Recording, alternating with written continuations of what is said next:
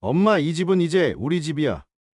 늙은 인간한테 잔소리 들으면서 더는 같이 못 살아. 이번 주 안에 당장 짐 싸서 나가세요. 민석의 목소리는 차갑게 내리꽂혔습니다. 70평생 모은 돈을 몽땅 털어 사준 집이었건만 아들은 그 집에서 어머니를 내쫓고 있었습니다. 민석아, 내가 어떻게 엄마한테 그런 말을. 마리는 무너져 내리듯 바닥에 주저앉아 흐느꼈습니다.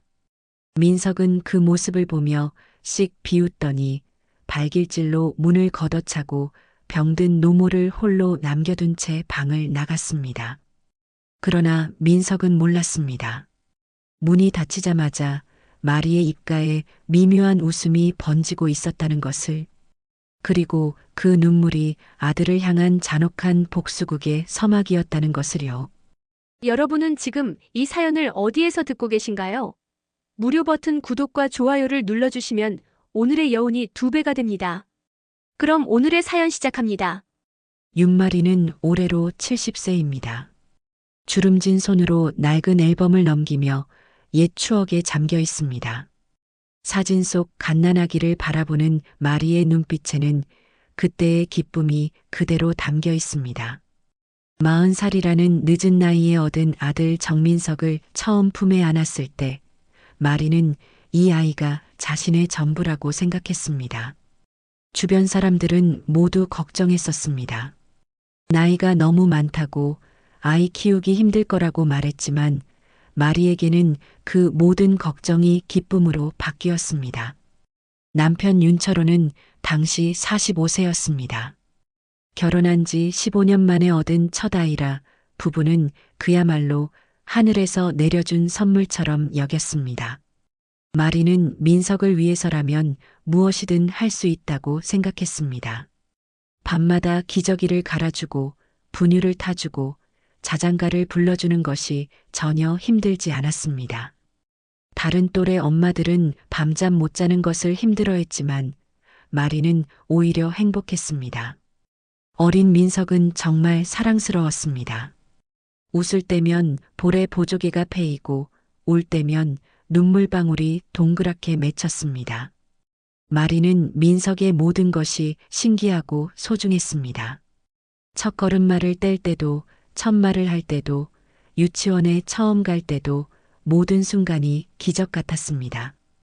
다른 엄마들이 힘들다고 하는 육아가 마리에게는 오히려 행복한 시간이었습니다. 하지만 사랑이 지나치면 독이 된다는 말이 있습니다. 마리는 민석이 조금만 울어도 무조건 달려갔습니다. 다른 아이들과 싸우면 이유를 묻지도 않고 무조건 민석 편을 들었습니다.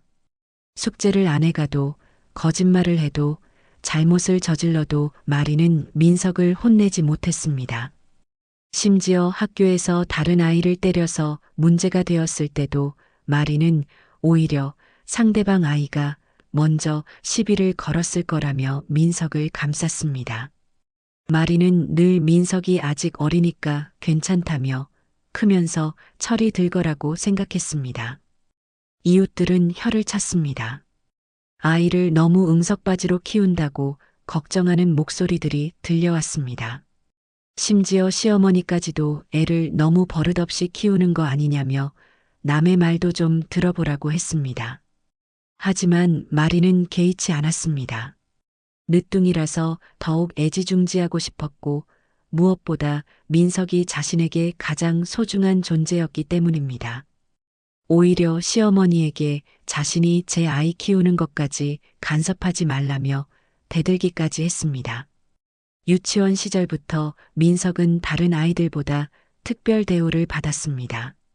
다른 아이들은 걸어서 유치원에 가는데 민석은 항상 엄마 차로 등하원했습니다.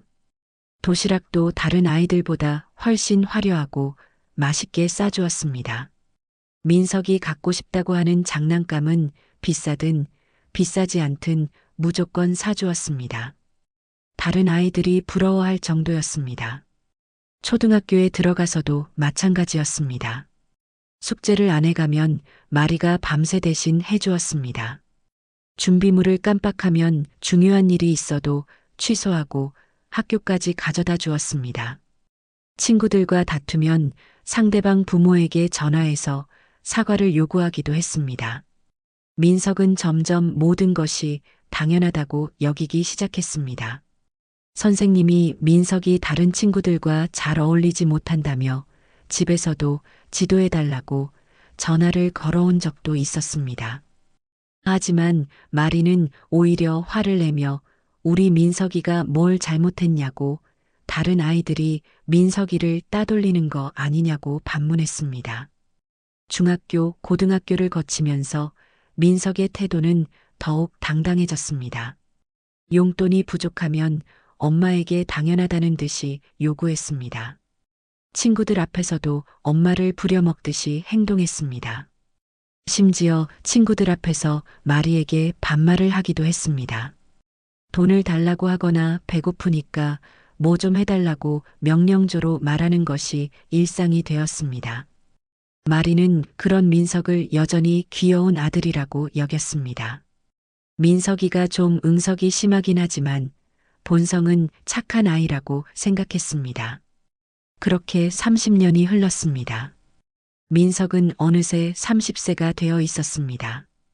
대학도 졸업하고 직장도 다니고 있었지만 여전히 마리에게는 어린 아기 같았습니다. 민석이 원하는 것이라면 무엇이든 해주려 했습니다.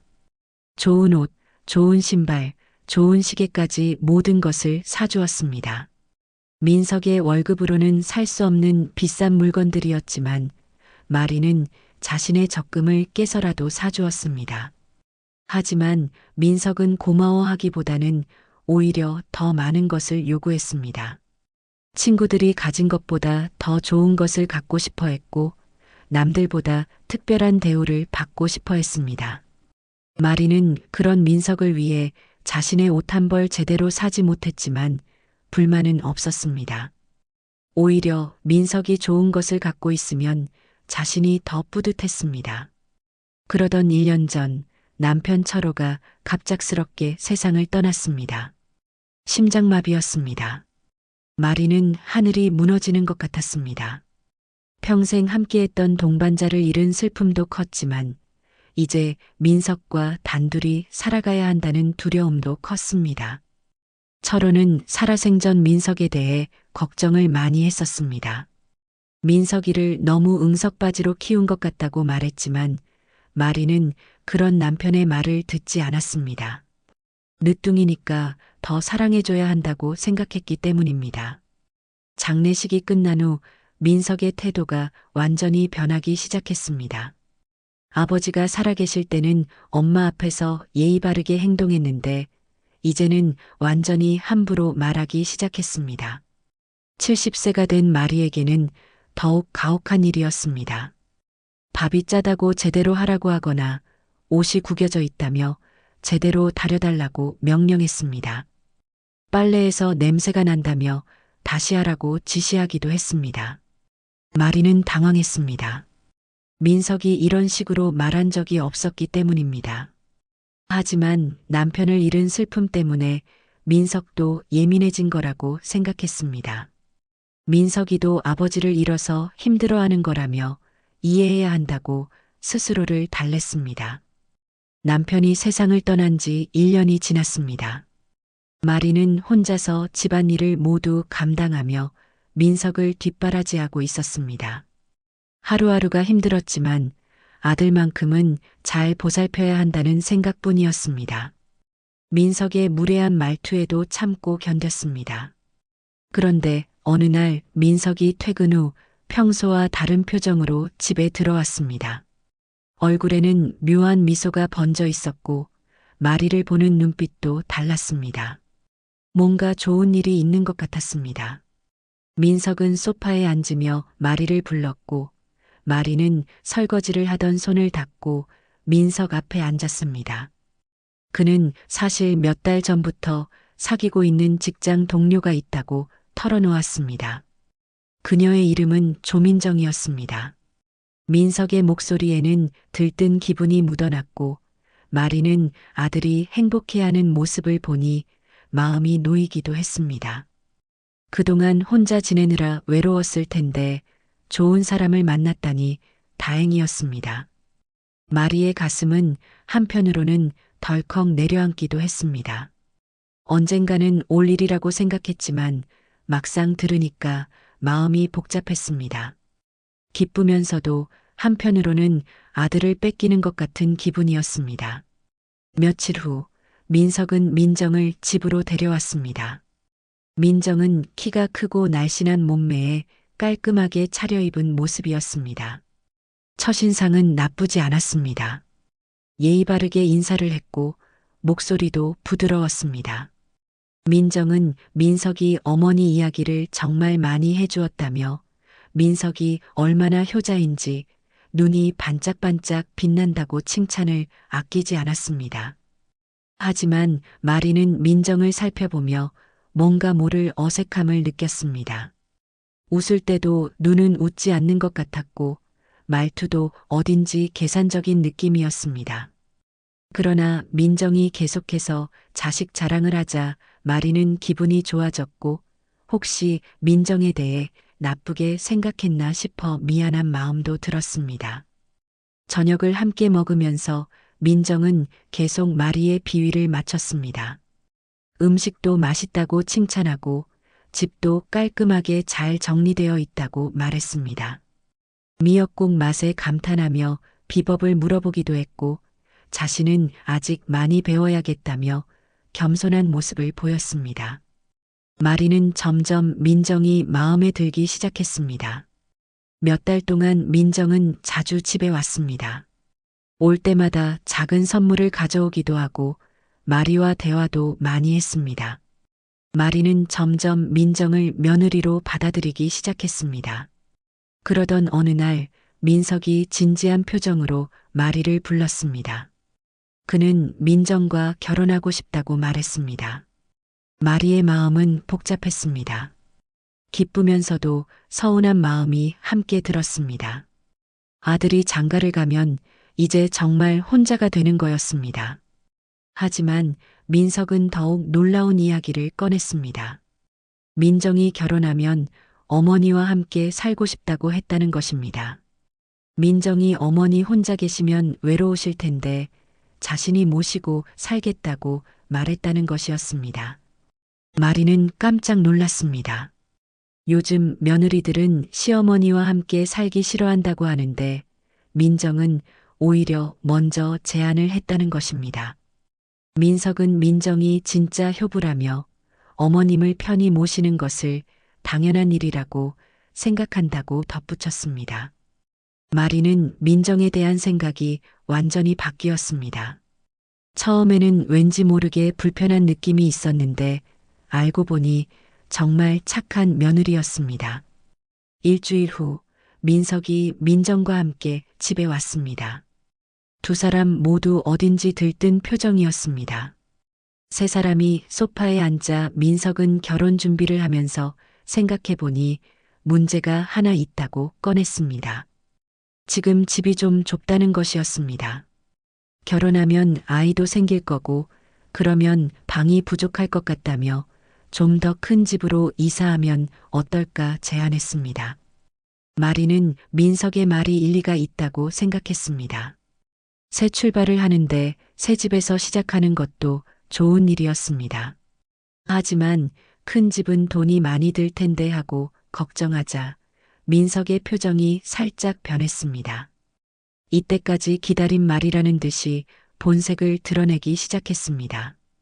민석은 자신들의 돈만으로는 부족하다며 어머니가 조금만 도와주시면 정말 좋은 집을 살 수 있을 것 같다고 말했습니다.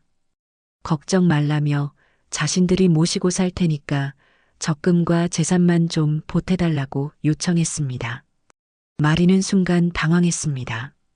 결국 돈 이야기였습니다. 하지만 아들의 행복을 위해서라면 자신이 가진 것을 내주는 것이 당연하다고 생각했습니다. 민석은 계속 말을 이어갔습니다. 자신도 이런 말하기 싫지만 민정이 어머니를 모시고 살겠다고 하는데 좁은 집에서 살 수는 없지 않느냐며 이제 독립해야 할 나이라고 강조했습니다. 민정도 옆에서 고개를 끄덕였습니다. 겉으로는 미안한 표정을 지었지만 눈빛에는 차가운 계산이 담겨 있었습니다. 마리가 얼마나 필요한지 묻자 민석은 어머니가 가지고 계신 적금과 예금 전부 그리고 지금 집도 팔아야 한다고 말했습니다. 그래야 자신들이 원하는 집을 살 수 있다는 것이었습니다. 마리는 잠깐 망설였습니다. 그것은 자신이 평생 모은 전 재산이었습니다. 하지만 아들을 위해서라면 못할 것도 없었습니다. 눈가가 촉촉해지며 민석이 행복하게 사는 게 제일 중요하다며 알겠다고 대답했습니다. 민석의 얼굴에 환한 미소가 번졌습니다. 고맙다며 나중에 꼭 보답하겠다고 어머니가 편하게 지낼 수 있도록 자신들이 다 해드리겠다고 약속했습니다. 하지만 그 미소 뒤에는 뭔가 계산적이고 차가운 느낌이 숨어 있었습니다. 마리는 그것을 알아차리지 못했습니다. 마리가 재산을 내주겠다고 하자 민석의 태도가 완전히 달라졌습니다. 평소에 무뚝뚝하고 퉁명스럽던 아들이 갑자기 다정다감한 효자로 변신했습니다. 마치 연기를 하는 것처럼 말이었습니다. 민석은 마리의 손을 잡으며 정말 미안하다고 이런 부탁을 해서 죄송하다고 말했습니다. 오랜만에 느끼는 아들의 따뜻함에 마리는 가슴이 뭉클했습니다. 역시 자식에게 무언가를 해줄 때가 가장 보람된다는 생각이 들었습니다. 마리는 민석이 행복하면 자신은 그걸로 충분하다고 대답했고 민석은 이제부터는 정말 잘하겠다며 그동안 어머니에게 함부로 해서 죄송했다고 진심인 것처럼 말했습니다. 민정도 옆에서 고개를 끄덕이며 감동적인 표정을 지었습니다. 다음 날부터 민석은 정말로 달라졌습니다. 아침에 일어나면 마리에게 먼저 인사를 했고 퇴근하면 오늘 어떻게 지내셨는지 물어봤습니다. 마리는 이런 아들의 모습이 너무 기뻤습니다. 민석이 정말 철들었다는 생각이 들었습니다. 민석은 집안일도 도와주기 시작했습니다. 무거운 쓰레기 봉투를 들 때는 먼저 나서서 도와주고 마트에서 쌀을 살 때도 대신 들어줬습니다. 심지어 마리가 감기에 걸렸을 때는 약국에서 약을 사다 주기도 했습니다. 아프시면 언제든지 말하라며 자신이 다 해드리겠다고 말하는 민석을 보며 마리는 눈물이 날 정도로 감동했습니다. 그동안 걱정만 끼쳤던 아들이 이제야 진짜 어른이 된 것 같았습니다. 일주일 후 민석과 민정은 함께 은행에 갔습니다. 마리의 모든 통장과 도장을 가지고 말이었습니다. 마리는 평생 모은 돈을 보내는 것이 조금 아쉽기도 했지만 아들의 행복을 위해서라면 기꺼이 내줄 수 있었습니다. 민석은 마리를 꼭 안으며 정말 고맙다고 평생 잊지 않겠다고 말했습니다. 마리는 아들의 품에서 따뜻함을 느꼈습니다. 이런 순간이면 모든 고생이 보상받는 기분이었습니다. 며칠 뒤에는 부동산 계약을 하러 갔습니다. 마리가 보기에도 정말 좋은 집이었습니다. 신축 아파트에 방도 3개나 되고 거실도 넓었습니다. 무엇보다 깨끗하고 현대적이었습니다. 민석은 어머니에게 이 집이 어떤지 마음에 드는지 물어봤고 마리는 정말 좋다며 너희들이 여기서 행복하게 살았으면 좋겠다고 대답했습니다. 하지만 계약서를 작성할 때 마리는 조금 의아했습니다. 등기는 민석 이름으로만 올라가는 것이었습니다. 자신의 돈으로 산 집인데 자신의 이름은 들어가지 않는 것 같았습니다. 민석에게 집 이름은 어떻게 하는 것인지 묻자 민석이 빨리 대답했습니다. 자신의 이름으로 하겠다며 아무래도 자신이 가장이니까 그게 맞는 것 같다고 했습니다. 마리가 자신의 이름도 같이 넣으면 안 되는지 물어보자 민석은 그럼 나중에 상속세 문제도 복잡해지고 그런다며 어차피 자신들 집인데 누구 이름이든 상관없다고 설명했습니다. 민정도 옆에서 거들며 어차피 어머님과 함께 살 집인데 이름이 중요하냐고 말했습니다. 마리는 그 말이 맞다고 생각했습니다. 어차피 가족인데 누구 이름이든 상관없었습니다. 하지만 마음 한구석에서는 약간의 불안함이 들었습니다. 계약이 끝난 후 민석의 효자 행세는 더욱 극성스러워졌습니다. 매일 아침 마리에게 안부를 묻고 저녁에는 어깨를 주물러 주기도 했습니다. 오늘 어디 아픈 데 없는지 묻는 민석을 보며 마리는 아들이 이렇게 챙겨주니까 얼마나 기쁜지 모른다고 말했습니다. 민석은 그동안 못난 아들이었다며 이제는 정말 달라지겠다고 약속했습니다. 민석은 심지어 마리에게 용돈까지 줬습니다. 10만 원짜리 몇 장을 건네며 필요한 거 있으면 사라고 했습니다. 마리는 이런 건 안 받아도 된다고 했지만 민석은 아들이 어머니께 용돈 드리는 게 당연하다고 말했습니다. 하지만 마리는 몰랐습니다. 그 돈이 원래 자신의 돈이라는 것을 말입니다. 민정도 마리에게 잘해주기 시작했습니다. 가끔 과일을 사다 주기도 하고 마리와 함께 마트에 가기도 했습니다. 날씨 좋으니까 같이 마트에 가서 맛있는 거 사드리겠다고 제안하는 민정에게 마리는 고맙다고 대답했습니다. 하지만 가끔씩 민정의 진짜 모습이 살짝 드러나기도 했습니다. 마리가 화장실에 간 사이 민석과 속삭이는 모습을 보면 뭔가 계획적인 느낌이 들었습니다. 언제쯤 이사할 수 있을지 빨리 자신들만의 공간에서 살고 싶다는 대화를 나누는 것을 마리는 우연히 들었지만 신혼부부니까 당연한 이야기라고 생각했습니다. 이사 준비가 본격적으로 시작되자 민석의 효자 행세는 절정에 달했습니다. 마리의 짐을 직접 싸주고 새 집에서 쓸 가구들도 같이 골라줬습니다. 새 집에서는 어떤 방을 쓰고 싶은지 묻는 민석에게 마리는 어디든 좋다고 너희들이 편한 대로 하라고 대답했습니다. 하지만 민석은 어머니 방이 제일 중요하다며 남양이면서 화장실 가까운 방으로 들여야 한다고 말했습니다. 민석은 정말 세심하게 챙겨줬습니다. 마리는 이런 아들이 너무 자랑스러웠습니다. 드디어 이사하는 날이 왔습니다. 민석은 이른 아침부터 일어나서 이사업체와 연락하고 마리를 도와줬습니다. 무거운 건 자신이 다 하겠다며 어머니는 그냥 챙길 것만 챙기라고 말했습니다. 마리는 고맙다는 말밖에 할 수 없었습니다. 새 집에 도착했을 때 마리는 정말 감동했습니다. 넓고 깨끗한 집에서 아들 내외와 함께 살 수 있다는 것이 꿈만 같았습니다. 민석이 어떤지 마음에 드는지 묻자 마리는 정말 좋다며 민석 덕분에 이런 좋은 집에서 살게 되었다고 대답했습니다. 민석은 마리를 안방 옆 작은 방으로 안내했습니다. 생각보다는 작았지만 햇볕이 잘 들어오는 방이었습니다. 민석이 여기가 어머니 방이라며 어떤지 묻자 마리는 좋다고 고맙다고 대답했습니다. 그날 저녁 세 사람은 함께 중국집에서 짜장면을 시켜 먹으며 새 출발을 축하했습니다. 민석은 계속 마리에게 반찬을 챙겨주고 민정도 웃으며 대화에 참여했습니다. 민정은 앞으로 자신들이 정말 잘 모시겠다고 말했고 마리는 너희들 덕분에 자신이 행복하다고 대답했습니다. 마리는 그때까지만 해도 이 행복이 오래갈 거라고 믿었습니다.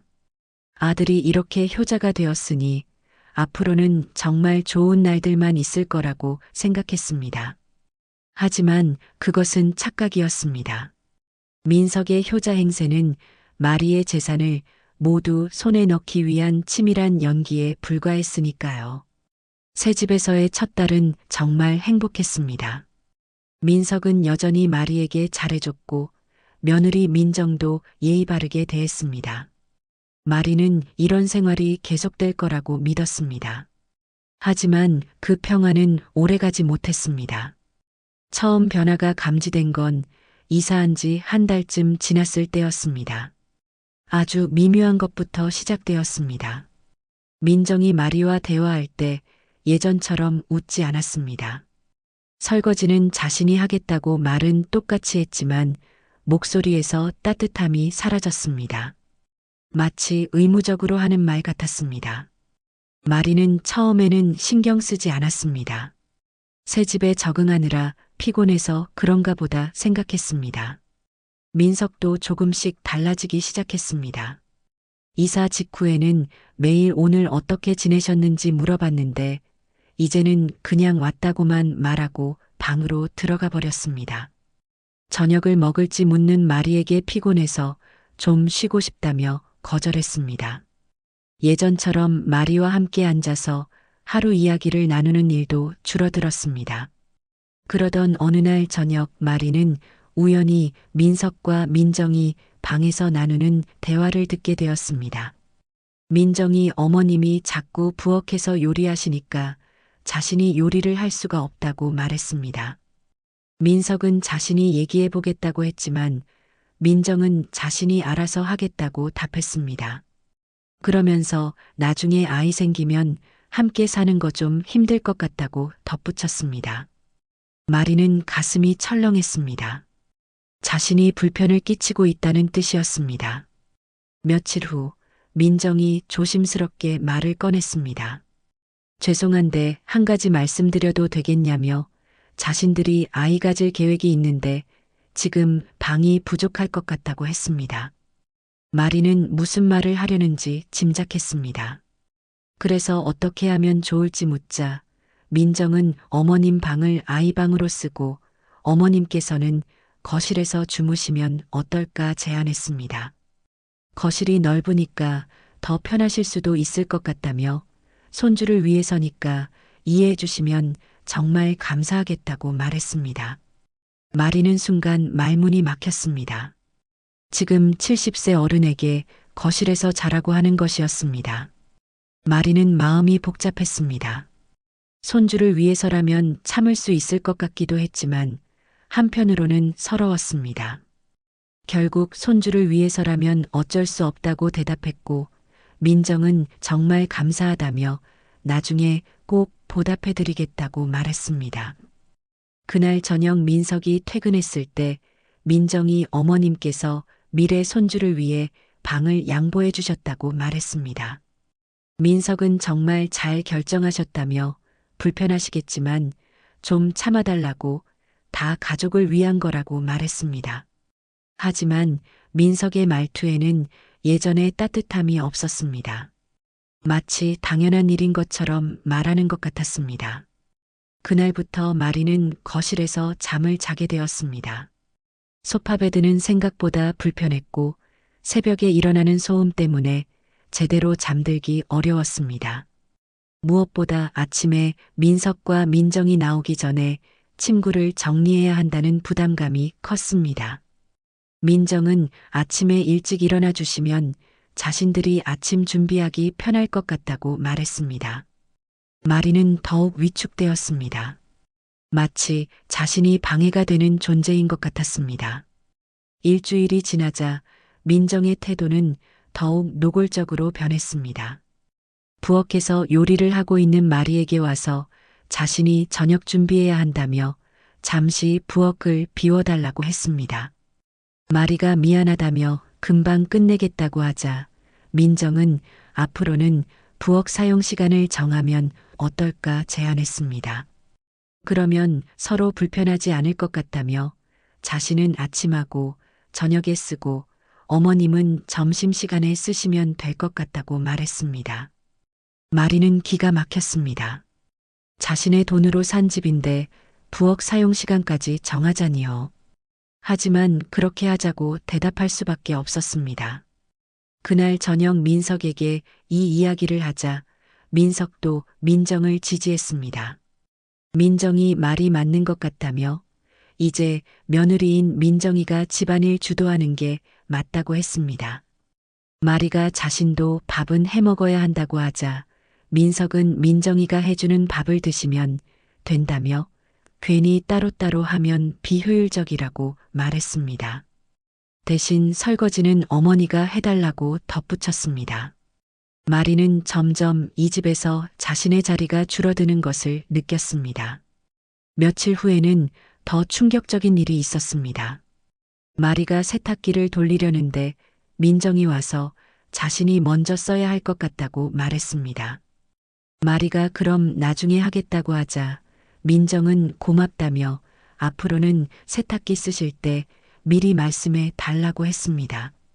이유를 묻는 마리에게 계획 없이 쓰시면 자신들이 준비한 일정이 꼬인다고 설명했습니다. 마리는 어이가 없었지만 참았습니다. 민석도 이제는 마리에게 짜증을 내기 시작했습니다. 거실 좀 정리하고 다니라며 친구가 오는데 침구가 널려 있으면 보기 안 좋다고 했습니다.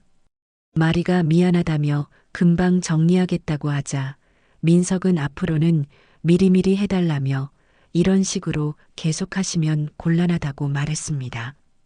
마리는 서럽고 억울했습니다. 자신이 키운 아들에게 이런 말을 듣다니요. 그날 밤 마리는 거실 소파베드에 누워 천장을 바라봤습니다. 눈물이 흘러내렸습니다. 자신이 뭘 잘못했나 생각해 봤습니다. 아들 좋은 집에서 살게 해주고 싶어서 자신의 전 재산을 다 내줬는데 이런 대우를 받다니 억울했습니다. 하지만 아직도 마음 한구석에서는 희망을 품고 있었습니다. 아들과 며느리가 시간이 지나면 다시 예전처럼 자신을 대해줄 거라고 믿고 싶었습니다. 거실에서 지낸 지 한 달이 지나자 마리의 생활은 더욱 힘들어졌습니다. 소파베드는 허리에 무리가 갔고 제대로 된 잠을 잘 수 없어서 몸이 점점 안 좋아졌습니다. 하지만 더 힘든 건 민석과 민정의 태도였습니다. 어느 날 아침 마리가 평소보다 늦게 일어났습니다. 몸이 아파서 잠을 제대로 못 잤기 때문이었습니다. 민석이 거실로 나오더니 인상을 찌푸리며 지금 몇 시인 줄 아냐고 말했습니다. 마리가 미안하다며 몸이 좀 아팠다고 하자 민석은 자신들이 아침 준비해야 하는데 거실이 이 모양이면 어떻게 하냐고 짜증을 냈습니다. 마리는 서둘러 침구를 정리했습니다. 하지만 민석의 차가운 시선이 따가웠습니다. 일주일 후 민정이 급하게 집에 들어왔습니다. 얼굴이 환하게 빛나고 있었습니다. 민정은 민석에게 좋은 소식이 있다며 임신했다고 병원에서 확인했다고 말했습니다. 민석의 얼굴도 환해졌습니다. 두 사람은 껴안으며 기뻐했습니다. 마리도 손주가 생긴다는 소식에 기뻐하며 축하한다고 말했습니다. 하지만 민정의 축하 인사는 형식적이었습니다. 그날 밤 마리는 민석과 민정이 방에서 나누는 대화를 들었습니다. 이제 정말 공간이 부족해질 것 같다고 아이용품들도 둘 곳이 없다고 말하는 소리가 들렸습니다. 어머님께서 좀 더 배려해 주셨으면 좋겠다는 말과 어떻게 말씀드릴까 하는 대화를 들으며 마리는 가슴이 답답했습니다. 또 자신에게 무언가를 요구하려는 것 같았습니다. 며칠 후 민석이 마리를 거실로 불렀습니다. 민정도 함께 앉아 있었습니다. 민석의 표정이 심각했습니다. 중요한 이야기가 있다며 자신들이 이제 서로 독립적으로 살아야 될 것 같다고 말했습니다.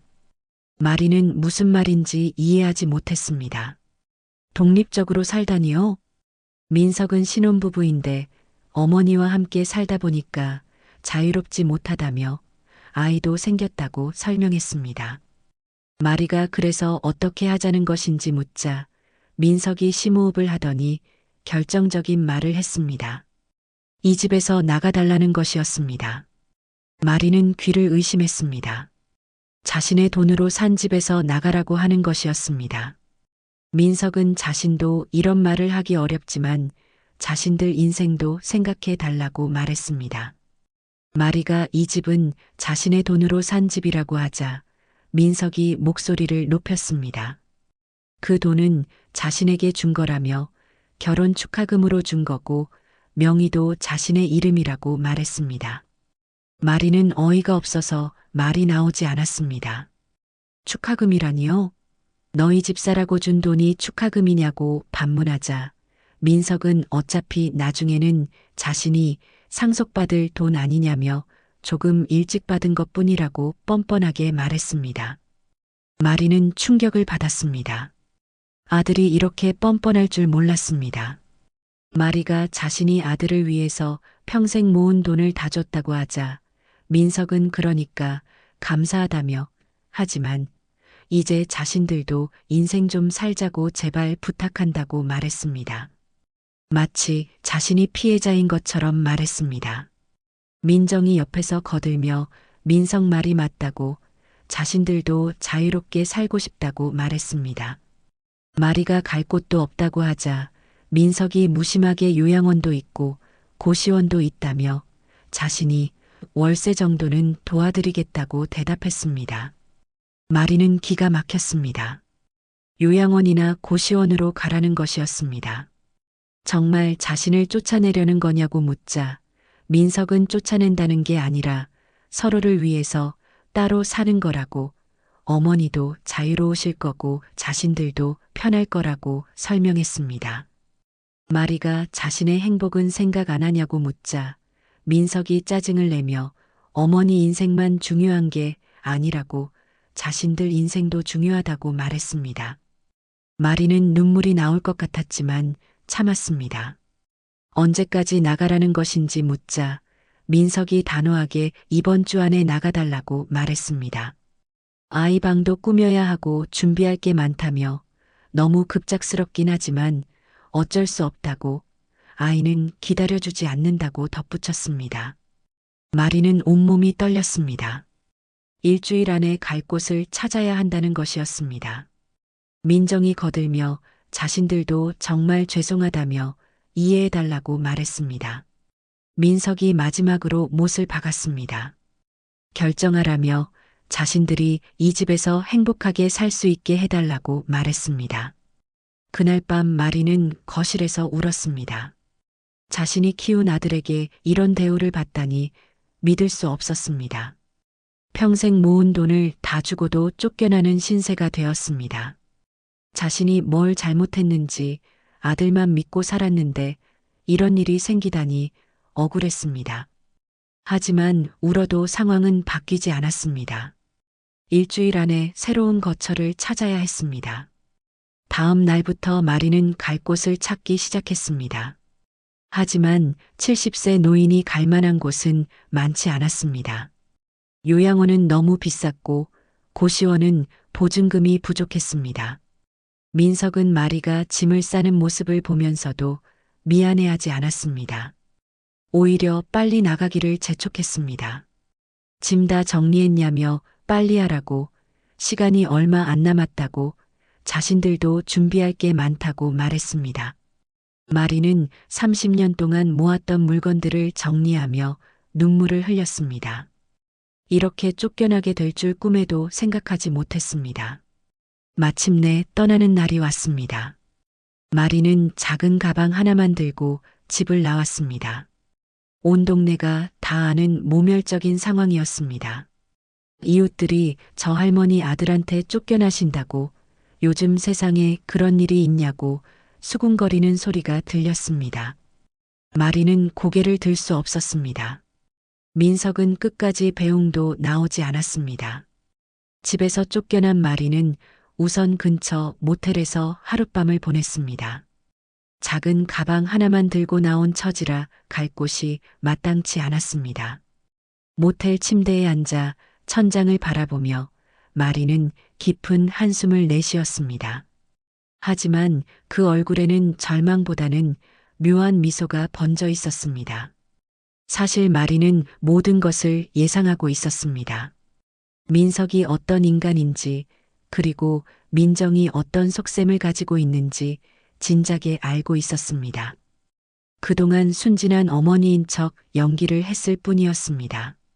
내 아들이 어떤 놈인지 내가 모를까 보냐고 작은 소리로 중얼거렸습니다. 40년 넘게 키운 아들의 성격을 모를 리 없었습니다. 어렸을 때부터 이기적이고 자기중심적이었던 민석이 결혼을 핑계로 어머니를 내쫓을 것이라는 것도 충분히 예상 가능한 일이었습니다. 마리는 가방에서 작은 수첩을 꺼냈습니다.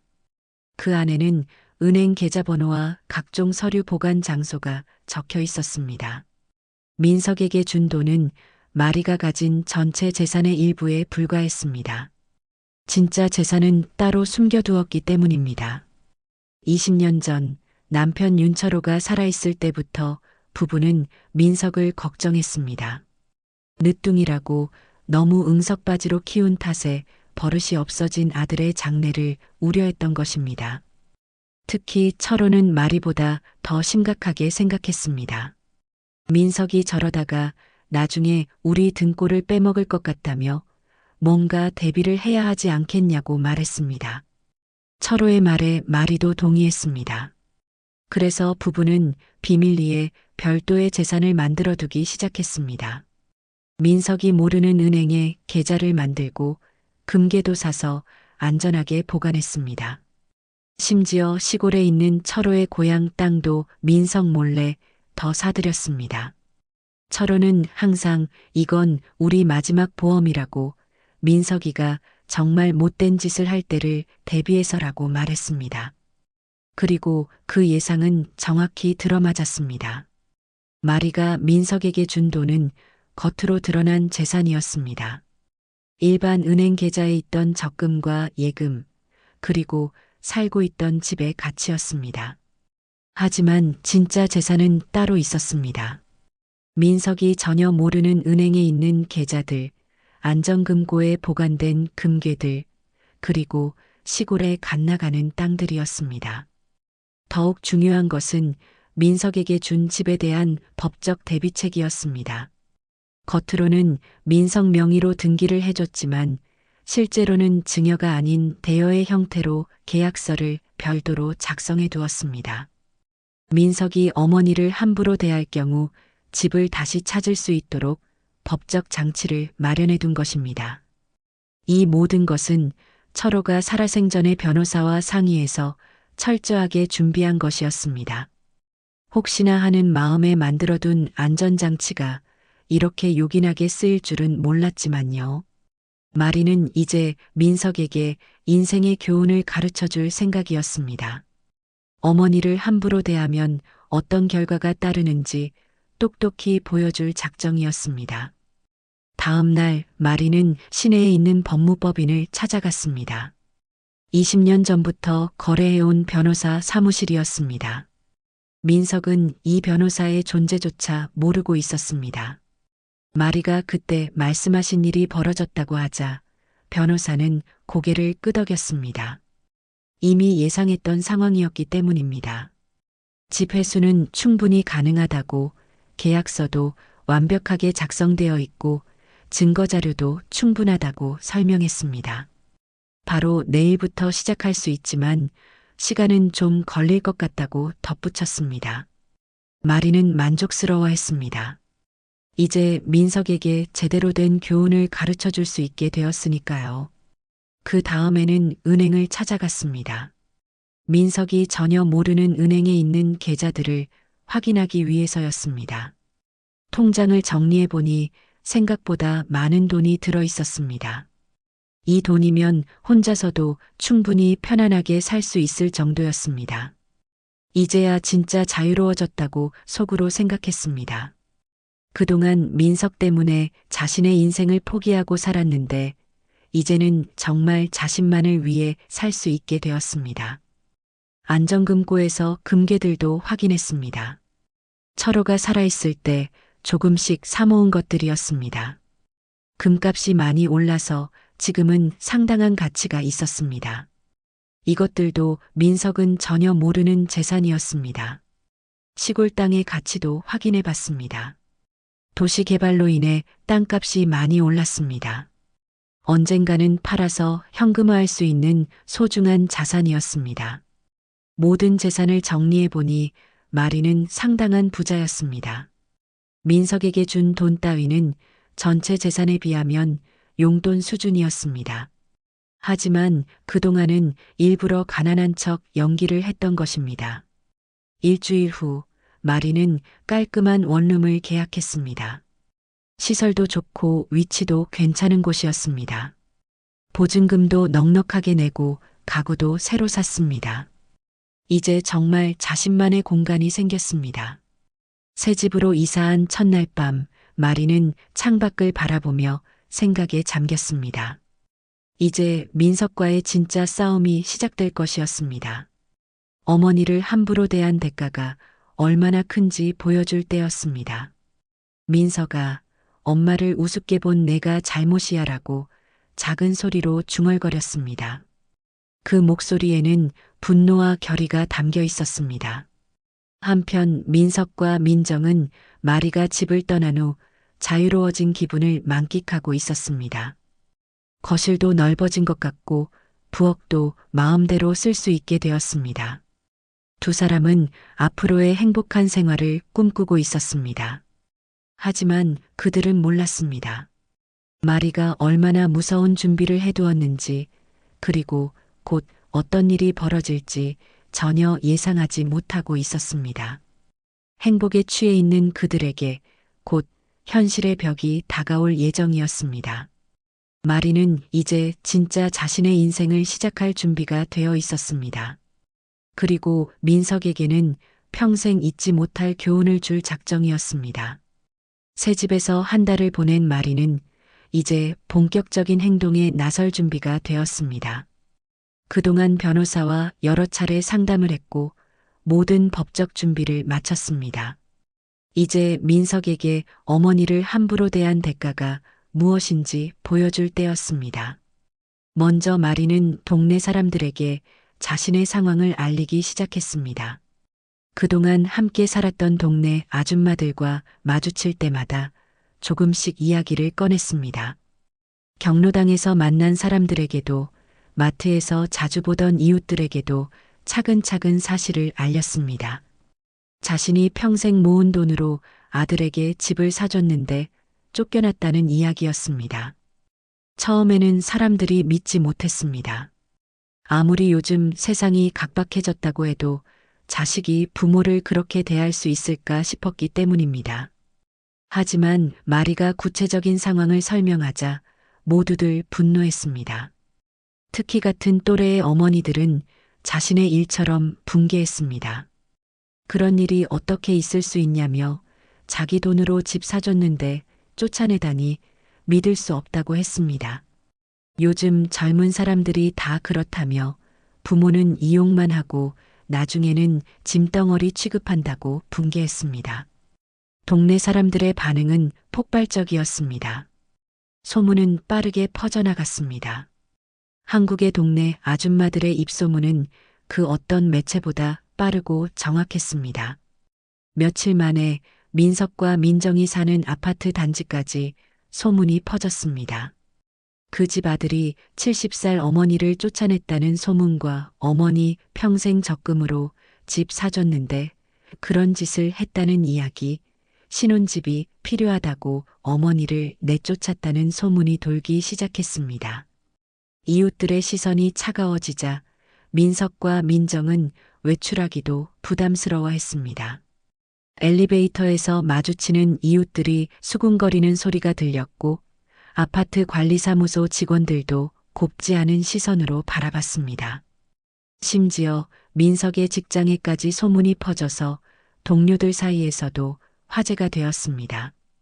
일주일 후 민석에게 첫 번째 충격이 왔습니다. 법원에서 집과 관련된 소송 서류가 배달된 것입니다. 마리가 집 소유권을 되찾기 위한 법적 절차를 시작한 것이었습니다. 민석은 당황해서 급히 변호사 사무실을 찾아갔습니다. 변호사는 서류를 꼼꼼히 검토한 후 심각한 표정을 지었습니다. 마리가 제출한 증거 자료들이 너무 완벽했기 때문입니다. 집을 살 때의 모든 계약서, 돈의 출처를 증명하는 은행 거래 내역, 그리고 무엇보다 중요한 것은 별도로 작성된 대여계약서였습니다. 겉으로는 아들에게 집을 사준 것처럼 보였지만 실제로는 법적으로 매우 정교하게 준비된 조건부 대여계약이었습니다. 어머니를 부당하게 대우하거나 집에서 내쫓을 경우 집을 즉시 반환해야 한다는 조항이 명시되어 있었습니다. 민석은 그런 계약서가 따로 있는 줄도 몰랐습니다. 변호사는 솔직하게 말했습니다. 이길 가능성이 거의 없다고 했습니다. 법적으로 모든 근거가 말의 쪽에 있었고 증거 자료도 완벽했기 때문입니다. 더욱이 민석이 실제로 어머니를 집에서 내쫓은 사실까지 있어서 변호할 여지가 거의 없었습니다. 민석은 머리가 하얘졌습니다.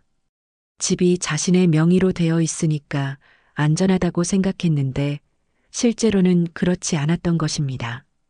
어머니가 이렇게 치밀하게 준비했을 줄은 꿈에도 생각하지 못했습니다. 며칠 후 민석은 용기를 내어 마리에게 전화를 걸었습니다. 한 달 만에 처음 연락하는 것이었습니다.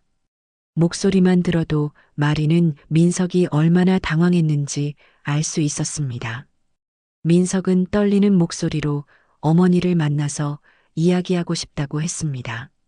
마리는 흔쾌히 응했습니다. 이미 예상했던 일이었기 때문입니다.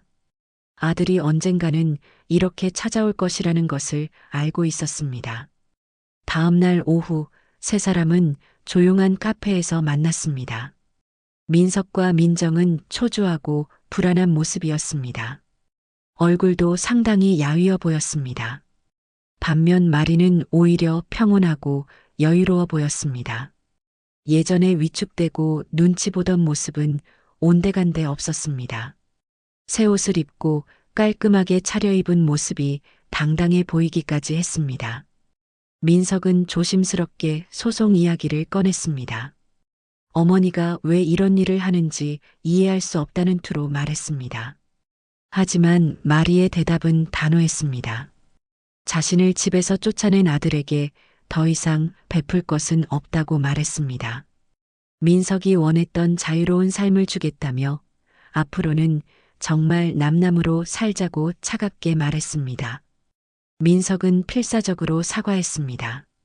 그때는 정신이 없어서 그랬다며 다시는 그런 일이 없을 것이라고 약속했습니다. 민정도 옆에서 눈물을 흘리며 용서를 빌었습니다. 하지만 마리는 이미 마음을 굳힌 상태였습니다. 늦은 후회라며 받아들이지 않았습니다.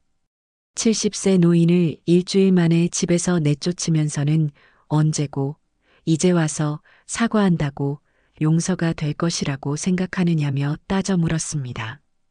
소송은 빠르게 진행되었습니다.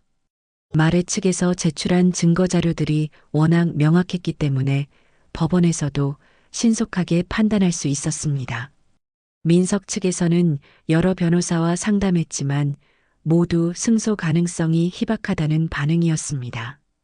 법적으로 마리가 완벽하게 준비했기 때문이었습니다. 한 달 후 법원에서 마리 전면 승소 판결이 나왔습니다. 집은 다시 마리의 소유가 되었고 민석과 민정은 한 달 내에 집을 비워야 하는 상황이 되었습니다. 항소를 할 수도 있었지만 변호사는 상급심에서도 승소 가능성이 거의 없다고 솔직하게 조언했습니다. 민석은 절망에 빠졌습니다. 집도 잃고 동네에서의 체면도 완전히 구겼습니다. 임신한 아내와 함께 갈 곳을 찾아야 하는데 마땅한 곳이 없었습니다. 그제야 어머니가 얼마나 소중한 존재였는지 그리고 자신이 얼마나 큰 실수를 했는지 깨달았지만 이미 늦었습니다. 민석은 여러 번 마리를 찾아가서 용서를 빌었습니다. 무릎까지 꿇으며 다시는 그런 일이 없을 것이라고 약속했습니다. 아이도 곧 태어날 예정인데 갈 곳이 없다며 애원했습니다. 하지만 마리는 냉정했습니다. 이미 선을 넘었다며 더 이상 기회는 없다고 단호하게 말했습니다. 자신이 아들을 잘못 키운 것은 인정하지만 그렇다고 해서 계속 당하고만 살 수는 없다고 했습니다. 이제 남은 인생은 자신을 위해 살겠다고 선언했습니다. 결국 민석과 민정은 집을 나가야 했습니다. 보증금도 부족하고 수입도 넉넉하지 않아서 좁은 월세방을 구할 수밖에 없었습니다. 곧 태어날 아이를 키우기에는 너무 열악한 환경이었습니다. 그제야 민석은 어머니와 함께 살던 시절이 얼마나 좋았는지 깨달았지만 돌이킬 수 없었습니다. 마리는 다시 자신의 집으로 돌아왔습니다. 집안은 예전과 똑같았지만 마리의 마음은 완전히 달라져 있었습니다. 마리가 집을 되찾은 지 석 달이 지났습니다. 이제 진정한 자유를 얻은 마리는 완전히 새로운 삶을 시작했습니다. 그동안 민석 때문에 포기했던 모든 것들을 하나씩 되찾아가고 있었습니다. 가장 먼저 한 일은 집 전체를 자신의 취향대로 새롭게 꾸미는 것이었습니다. 민석과 민정이 사용하던 방들을 모두 정리하고 오랫동안 꿈꿔왔던 독서실과 취미 공간을 만들었습니다. 거실에는 편안한 소파와 큰 텔레비전을 놓고 부엌도 자신이 요리하기 편하게 새롭게 배치했습니다. 예전에는 민석 눈치를 봐가며 살았지만 이제는 모든 것이 자신의 마음대로였습니다. 아침에 일어나는 시간부터 저녁에 잠드는 시간까지 모든 것을 스스로 결정할 수 있었습니다. 이런 자유로움이 이렇게 소중한 것인지 이제야 깨달았습니다. 마리는 적극적으로 사회활동을 시작했습니다. 먼저 동네 문화센터에 등록했습니다. 오랫동안 배우고 싶었던 서예와 한국 무용을 시작했습니다. 처음에는 서툴렀지만 배우는 즐거움이 컸습니다. 같은 수업을 듣는 또래 사람들과도 친해졌습니다. 서예 선생님이 글씨체가 정말 좋아졌다고 칭찬하자 마리는 집중할 수 있는 시간이 많아져서 그런 것 같다고 대답했습니다. 예전에는 이런 취미 생활을 꿈도 꿀 수 없었습니다. 민석 뒷바라지하느라 정신이 없었기 때문입니다. 경로당에서도 활발하게 활동했습니다. 마리는 경로당 운영위원으로 선출되어 여러 프로그램을 기획하고 진행했습니다. 동네 어르신들을 위한 건강체조, 노래교실, 소풍 등을 조직했습니다. 사람들은 마리의 리더십과 추진력에 감탄했습니다. 마리가 오니까 경로당이 완전히 달라졌다며 이렇게 활기찬 적이 없었다고 평가했습니다. 경로당 사람들의 반응은 매우 좋았습니다. 마리도 사람들과 어울리며 생활하는 것이 즐거웠습니다. 재정적으로도 마리는 여유로워졌습니다. 숨겨둔 재산들을 적절히 활용해서 안정적인 수입을 만들었습니다. 예금, 이자와 임대 수입, 그리고 주식 투자 수익으로 혼자 살기에는 충분한 돈이 들어왔습니다. 예전에는 민석을 위해 자신의 생활비까지 아꼈지만 이제는 하고 싶은 것들을 마음껏 할 수 있었습니다. 여행도 다니기 시작했습니다. 문화센터 친구들과 함께 국내 여러 곳을 돌아다녔습니다. 제주도, 경주, 부산 등 그동안 가보고 싶었던 곳들을 하나씩 방문했습니다. 여행에서 찍은 사진들을 정리하며 앨범을 만드는 것도 새로운 취미가 되었습니다. 한편 민석과 민정의 상황은 점점 더 어려워졌습니다. 좁은 월세방에서 생활하느라 힘들어했고 임신한 민정의 스트레스도 심했습니다. 민석은 직장에서도 어머니를 쫓아낸 불효자라는 소문 때문에 눈치를 봐야 했습니다. 아이가 태어난 후에는 상황이 더욱 악화되었습니다. 좁은 공간에서 신생아를 키우는 것이 쉽지 않았습니다. 육아용품을 둘 공간도 부족했고 밤에 아이가 울면 이웃들의 항의도 받아야 했습니다. 민정은 산후우울증까지 앓게 되었습니다. 몇 번 민석은 마리에게 연락을 시도했습니다. 손자가 태어났다는 소식도 전하고 다시 한번 용서를 구하려고 했습니다. 하지만 마리는 단호했습니다. 전화번호도 바꿔버렸고 민석이 집 앞에 와도 만나주지 않았습니다. 이제 와서 손자 타령하지 말라며 내가 그럴 자격이 있냐고 이웃에게 말하며 민석을 내쫓았습니다. 이미 아들에 대한 정은 완전히 끊어버린 상태였습니다. 1년이 지나자 마리의 새로운 삶은 완전히 자리를 잡았습니다. 문화센터에서는 서예 실력이 늘어서 전시회에 작품을 출품하기도 했습니다. 경로당에서는 없어서는 안 될 중요한 인물이 되었습니다. 새로 사귄 친구들과는 정기적으로 모임을 갖고 서로의 안부를 챙겼습니다. 건강 관리에도 신경을 썼습니다. 매일 아침 공원에서 산책을 하고 주 3회 수영장에 다녔습니다. 영양가 있는 음식을 챙겨 먹고 정기적으로 건강검진도 받았습니다. 예전보다 훨씬 건강해진 모습이었습니다. 가장 큰 변화는 마리의 정신적인 면이었습니다. 예전에는 항상 민석 눈치를 보며 위축되어 살았지만 이제는 당당하고 자신감이 넘쳤습니다. 자신의 의견을 분명히 표현했고 불합리한 일에는 단호하게 대처했습니다. 문화센터 친구가 마리가 정말 많이 변했다며 완전히 다른 사람 같다고 하자 마리는 웃으며 이제야 진짜 자신의 모습을 찾은 것 같다고 대답했습니다. 어느 날 마리는 우연히 마트에서 민석과 마주쳤습니다. 민석은 초췌한 모습이었습니다. 아이를 안고 있는 모습이 힘들어 보였습니다. 민석은 마리를 보자 다가오려고 했지만 마리는 모른 척하고 지나갔습니다. 민석은 뒤에서 엄마라고 소리쳤지만 마리는 돌아보지 않았습니다. 이미 민석은 자신의 인생에서 지워버린 존재였습니다. 그날 밤 마리는 창밖을 바라보며 지난 일들을 돌이켜봤습니다. 민석을 위해 희생했던 지난 세월이 아깝기도 했지만 후회는 없었습니다. 그 경험이 있었기에 지금의 자유로운 삶이 더욱 소중하게 느껴졌기 때문입니다. 내 아들, 내 손으로 잘못 키운 죄는 나도 안다고 하지만 내 남은 인생은 내 몫이라고 스스로에게 다짐했습니다. 앞으로는 오직 자신만을 위해 살겠다고 말입니다. 70세의 나이에 새로운 인생을 시작한 마리는 매일이 새로웠습니다. 늦둥이 아들에게 휘둘리던 과거와는 완전히 다른 삶이었습니다. 이제 마리에게는 자신만의 당당한 인생이 펼쳐져 있었습니다.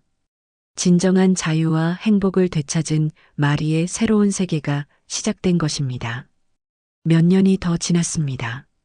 마리는 이제 동네에서 존경받는 어르신이 되어 있었습니다.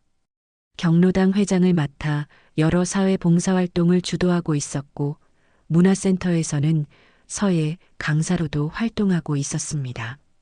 젊은 사람들에게 인생의 지혜를 전수하는 역할도 하고 있었습니다.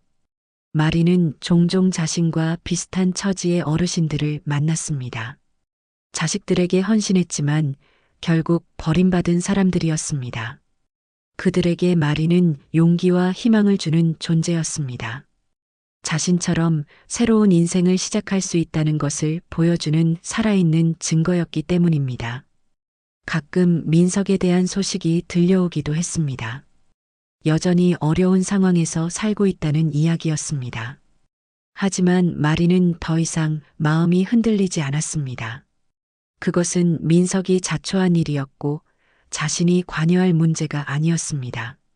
마리는 이제 완전히 자유로운 사람이었습니다. 누구에게도 얽매이지 않고 자신의 의지대로 살아가는 진정한 독립적인 인간이었습니다. 70세가 넘어서야 찾은 이 자유가 그 어느 때보다 소중했습니다. 저녁 시간 마리는 자신의 서재에 앉아 차를 마시며 책을 읽었습니다. 창밖으로는 석양이 아름답게 물들어가고 있었습니다. 이 모든 평화로운 순간이 오롯이 자신의 것이었습니다. 누구의 눈치도 보지 않고 누구에게도 간섭받지 않는 완전한 자유였습니다. 마리는 미소를 지으며 생각했습니다. 인생의 진정한 의미는 나이와 상관없이 자신답게 사는 것이라고 말입니다. 비록 늦었지만 자신은 이제야 진짜 인생을 살기 시작했다고 느꼈습니다. 그리고 그 인생은 그 어느 때보다 아름답고 가치 있는 것이었습니다. 오늘 사연 어떠셨나요? 오늘도 함께 해주셔서 정말 감사합니다. 무료 버튼인 구독과 좋아요, 댓글 남겨주시면 다음 사연을 이어갈 수 있는 따뜻한 응원이 됩니다. 지금까지 산들 사연이었습니다.